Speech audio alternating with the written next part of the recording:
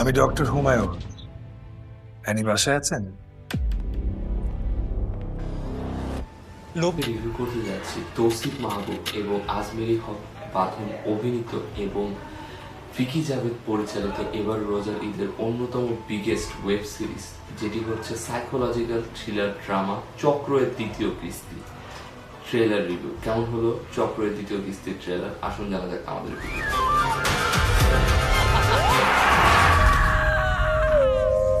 আপনারা জানেন চন্দ্র দ্বিখণ্ডিত হয়েছিল, তারপরেও কাফেররা কিন্তু সেটা বিশ্বাস করে নাই। ডক্টর হুমায়ুন তথা তৌসিফ মাহবুব আবার ফিরছেন 15 বছর পর।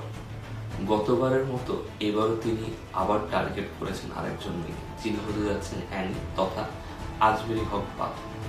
তিনি 15 বছর পর বা কেন ফিরছেন, কেন এবার তিনি আদম উপাসনাকে আবার বাড়াচ্ছেন, মানুষের লোভকে তিনি হাতিয়ার করে একের পর এক পরিবার ধ্বংস করছেন, মানুষকে হত্যা করছেন, একজন ডাক্তারকে তার রোগীকে হত্যা করেছেন, একজন স্ত্রীকে তার স্বামীকে হত্যা করেছেন, মানুষকে নৃশংস পশুতে পরিণত করেছেন।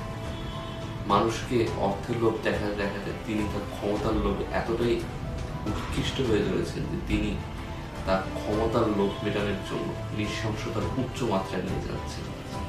তিনি কি কি করতে যাচ্ছেন এই সিনেমার মধ্যে, কিরকম ভায়োলেন্স দেখাতে যাচ্ছে, তার শুরু হয়েছিল কোথা থেকে, তার সমাপ্তি হতে পারে কোথায় এবং এর প্রভাব কি হতে পারে, এই সব কিছু নিয়ে এই ওয়েব সিরিজটির গল্প হতে যাচ্ছে, যেখানে এর ভায়োলেন্সের মাত্রা গতবারের তুলনায় অনেক বেশি হবে, গল্পতে আরো বেশি টুইস্ট, আরো বেশি ক্যারেক্টার অ্যাড হবে এবং তার সাথে একটি প্রশ্ন যেটা এই ওয়েব সিরিজকে সবচেয়ে বেশি ট্রিগার করছে। বিকি জাভেদের মুভিতে অভিষেকের পূর্বে অর্থাৎ সিনেমায় অভিষেকের পূর্বে এটি তার শেষ সিরিজ।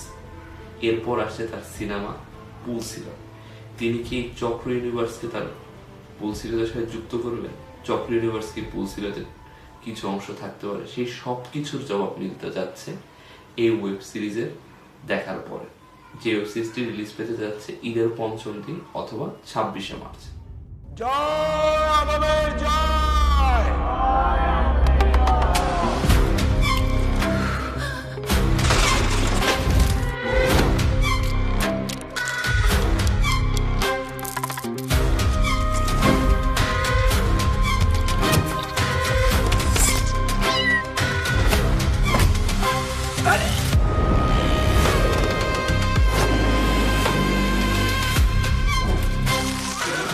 পজিটিভ এবং নেগেটিভ দিক অনেকগুলো রয়েছে, তার মধ্যে পজিটিভ দিক বেশি। যার প্রথমটি হচ্ছে এর জনরা, অর্থাৎ আদম উপাসনা বা শয়তানের পূজাকে কেন্দ্র করে বাংলাদেশে বা আমার জানা মতে ইন্ডিয়াতে খুব বেশি কন্টেন্ট আসেনি। সেখানে এমন একটা পর্যায়ে যেখানে সারা বিশ্বের এনে কথা হচ্ছে, একটা খুব ওয়ার সিচুয়েশন রয়েছে, এই সিচুয়েশনকে বারবার হাইলাইটেড করা হচ্ছে, সেখানে তিনি এই গল্প নিয়ে আসতে যাচ্ছেন এবং সেই গল্পর মধ্যে তিনি একদম নন ফিল্টার ওয়েতে দেখাচ্ছেন। যে সিনগুলো তিনি দেখিয়েছেন, যে সিকোয়েন্সগুলো দেখিয়েছেন, এর যদি আরো বড় করে ট্রেলার থেকে মুভিতে দেখানো হয়, সরি ওয়েব সিরিজে দেখানো হয়, তাহলে সেটা মারাত্মক পর্যায়ে যাচ্ছে। কারণ এই লেভেলের ভায়োলেন্স, এই লেভেলের কোর সিকোয়েন্স যদি প্রপার স্টোরির সাথে প্রেজেন্ট করা হয়, বাংলা ওয়েব সিরিজে এক এবং অনন্য হিসাবে আসতে যাচ্ছে, যেটা আর আগে কখনোই কেউ দেখাতে পারে। নীতি দিয়ে তো পেট ভরবে না, আর সম্মান ওটা তো আজকাল ব্যাংক ব্যালেন্স দিয়ে মাপা হয়।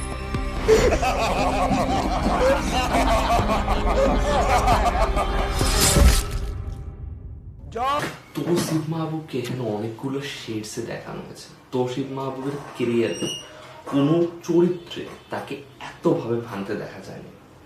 তার মধ্যে গ্রিড, তার ভায়োলেন্স, তার রোমান্টিক সেন্স, তার মানুষকে যে ঠকানোর অংশ, তিনি প্রত্যেকটা অংশের তার ক্যারেক্টারে তার সর্বোচ্চ চেষ্টা করেছেন।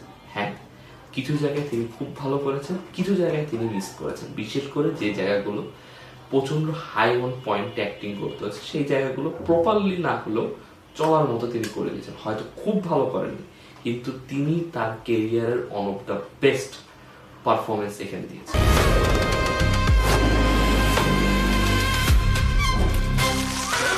এবারে ক্যারেক্টারগুলোর হিস্টোরি এবং যেভাবে সেটাকে বিল্ড আপ করা হয়েছে, যেভাবে সেটাকে দেখানো হয়েছে, ট্রেলারকে যেভাবে কাট করা হয়েছে, যে যে ভায়োলেন্স পোর্শন দেখানো হচ্ছে, কোর সিন দেখানো হচ্ছে, সবগুলো টপ হচ্ছে।